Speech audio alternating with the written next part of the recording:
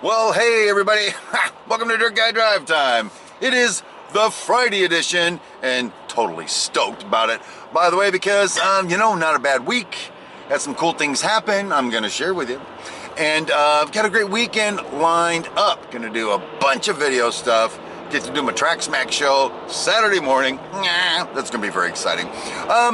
So anyway, the big question on the mind of the American people right now is, what happened to yesterday's Dirt Guy Drive Time update? Because I know many of you will stay up late at night and, sorry, changing lanes. Okay, done.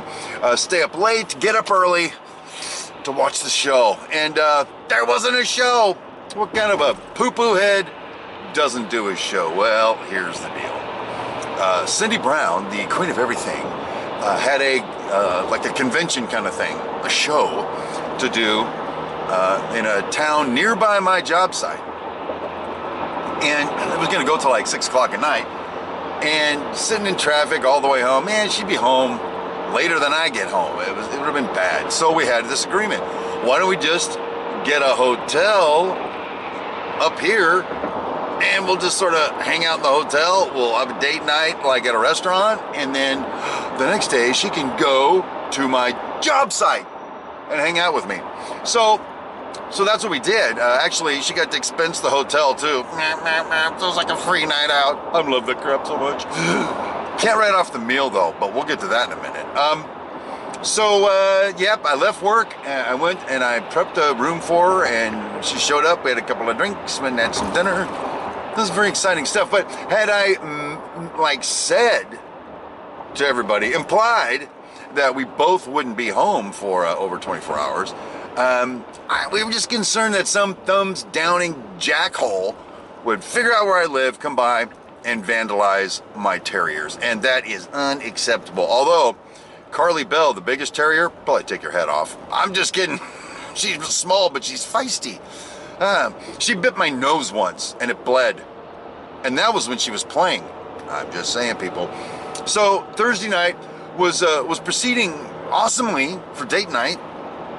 We decided we're gonna have some drinks, and we just had the Uber take us to the restaurant we went to, and that was awesome. And then shortly after the Uber driver dropped us off, and we were proceeding up the stairs to the restaurant, I suddenly realized I don't have no phone. I don't have no wallet. Where's my wallet, my phone? They were still in the Uber car. Yep, I think I'm losing it, people. Who leaves their phone and their wallet in an Uber car? I was kind of going into panic mode, because trying to get a hold of an Uber driver is not the easiest thing in the world. I think it's easier to get a hold of President Trump. I'm just saying, all you need is a good tweet, by the way, in that case. But couldn't seem to, it took us a while. We finally got a hold of the driver. But the driver makes his living driving people around, and he said he'd come back and give us our stuff. But it was like an hour or more. And we're like, don't know how we're going to pay for the meal. Don't know how we're going to get back in the hotel room because the key was in the wallet. Don't know how to prove to the hotel that it's me. Let me in my damn room. All the way around the block, it was not good. Now, Cindy Brown, the queen of everything, is normally pretty level-headed. I'm always saying that because she's going to watch this probably. But she normally keeps it together, because she's a strong woman. That's why I married her. Cindy Brown's freaking out at this point. No way to prove who you are. No way to call people. It was bad. So I don't know. It ended up, homeboy came back at the end of his shift and drove us back to the hotel, actually, free of charge. We're like, dude, you can't do this free of charge. He goes, no, it's my treat. And here's something he said that we just totally dug. He says, I believe in putting good karma out into the world, and it'll come back to me. Boom! I knew I liked this guy. His name is Ivan. If you ever get an Uber driver out the Burbank way named Ivan, you gotta hook him up. So good karma did come back into the world, because we had prearranged to hand him a bunch of cash for his efforts, because we were grateful. Comes out of my model railroading budget, though. Doesn't that suck? Nah, whatever. So anyway, that was dinner and date night. Went back to the hotel, chilled out for a little bit, and then started sawing logs, baby. And I got up in the morning as quietly as I could, and I went to the job site early because I got there like 5:30 in the morning, and Cindy, she didn't get up till like noon or whatever. She's in a hotel room. What do you want? And so the cool thing is, Cindy Brown, the love of my life, queen of everything, and just as hot as a hot poker can get. Is that a thing? How does a hot poker? It's a thing, because I just said it was a thing. Boom, hear that clanking in the background? I've got what's left of it. There it is again. I've got what's left of a 12-pack back there from last night. And so the bottles are clanking. Anyway, you needed to know that, I figure. So where was I? Oh yeah, Cindy Brown. Let's move forward. Cindy Brown came to the job site today, and she had her work boots with her, because her husband's the super duper intendant. And she had her work boots with her, and I loaned her a vest and a hard hat, and we walked that job together. I was introducing her to people. Oh, this is my wife, Cindy Brown. This is that guy I've told you about. This is that guy I've told you about. Oh, hi, I've heard good things about you. In some cases, she hadn't heard jack squat good things about the person, but we're like, pleasant, hello, hello, it's nice to see you, that kind of thing. And she was just construction chic, smoking hot, dude. I am not lying. I got a picture of her. She's walking around, and all these construction dudes are all like, I'm like, steady, lad. That's my wife you're oogling at. I'll have to take you and put a Hilti gun in your forehead. Look it up, Hilti gun, powder actuated weapon. Tool, by the way, not weapon. She got the full tour, and it was really awesome, because this job takes a lot of my time at work and away from work, and she got to see this massive set of structures that we're building. I took her up as high as I could take her up comfortably, and she really dug it. It was fun. So that was cool, her doing that. But one more thing about work though, and this is why sometimes I don't want to have a heart. Sometimes I just want to be a heartless bastard. I just want to be a jackhole. Two things. One, my little project engineer I got working for me, we get this thing where we turn in a request for information, and then they tell us stuff. We have a question, they answer it officially in writing. And so we've had a couple of problems where we've turned something in, and the engineer basically, or architect, comes back and goes, yeah, on sheet XYZ detail 44, it tells you what you're supposed to do. Sure enough, it does. Son of a... You look like an idiot, first of all, and you're wasting the architect's time, and eventually they're going to start backcharging us for this. Unacceptable. So I put a new plan in place. We are going to drill down as far as we can on every piece of information the sub needs to be sure the answer isn't there in front of us. My little project engineer buddy. We looked at some stuff together for one that we put out, and then I said, did you check a certain set of plans to see if it's got the information? He says yes. I'm like, all right, well, I guess we don't have it. Send it on. Within moments, the architect sends back, are these the dimensions you're looking for?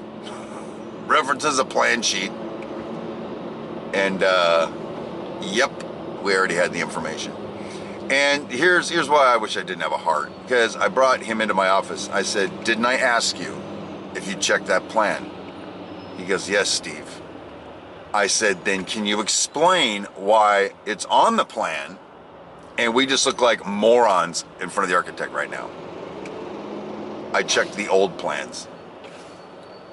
Why would you check the old plan? I almost lost my potato chips on this dude.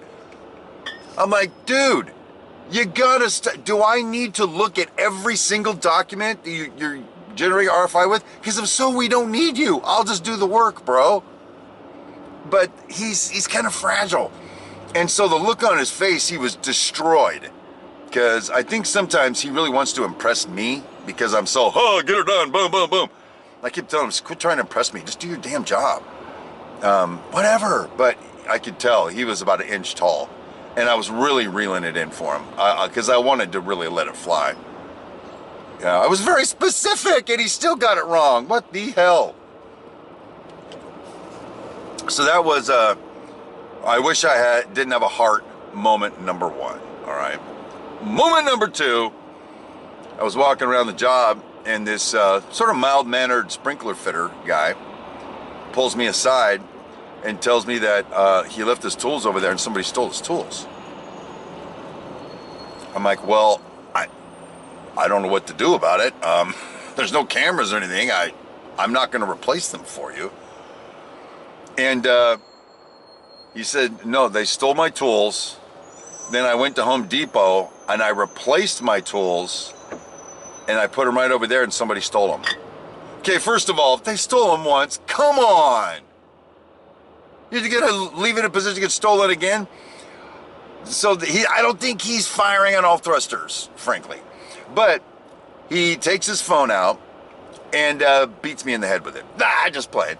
Takes his phone out, and the wallpaper on his phone is this little 2-year-old little girl, presumably his daughter. So he's kind of like that kind of a family man, I would say. So he's, you know, he's not all, hey, family, ball and chain. He's not that guy, I don't think. And he swipes over a few pictures and shows me the boxes of 3 brand new Milwaukee tools sitting on a pallet, and he goes, this is them, I left them right over there. And as he's telling me the story, and as I'm telling him, what do you want me to do about it? I can see his eyes welling up. You know, they're very expensive tools, he says. I'm like, I know, young man, that they're expensive.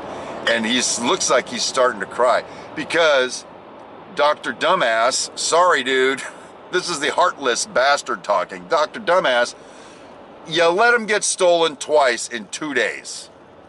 That's on you, bro. But I feel bad that you're crying because, or getting ready to cry because you just spent $500 in tools and you probably only make $1,000 a week and you can't work without your tools. I wish I didn't have a heart. I wish I could just go, sucks for you. Have one on me, bro, and just walk away, but I couldn't. It kind of ripped me up a little bit. I went back to my trailer and I was just hanging out, and then finally I just went, screw it, and I went back out and I got all the foremen. I went to each one of them. I'm like, hey, you need to be telling your guys, if I catch them stealing somebody's tools, I'm going to put a bullet in their head. I actually said that a couple times. It probably was overkill, but who knows? Maybe it'll get us somewhere. So anyway, some exciting few days. Over the weekend, like I said, I've got about 3 things I got to do for Model Railroader Video Plus and the Model Railroader Ultimate Guide to Model Railroading, their publication. I'm going to be in that. Very exciting. And I'm going to do Track Smack on Saturday morning. And Cindy and I are going to do our live improv show on Sunday night, 6 p.m. Pacific, right there on the Track Smack channel. So all in all, I think a lot of great things are happening this weekend, and I hope you come share some of that with us. But even if you don't, I hope you have an awesome sauce weekend, and I can't wait to see you right back here Monday morning. And until then, my name is Steve Brown, and have a great weekend, everybody.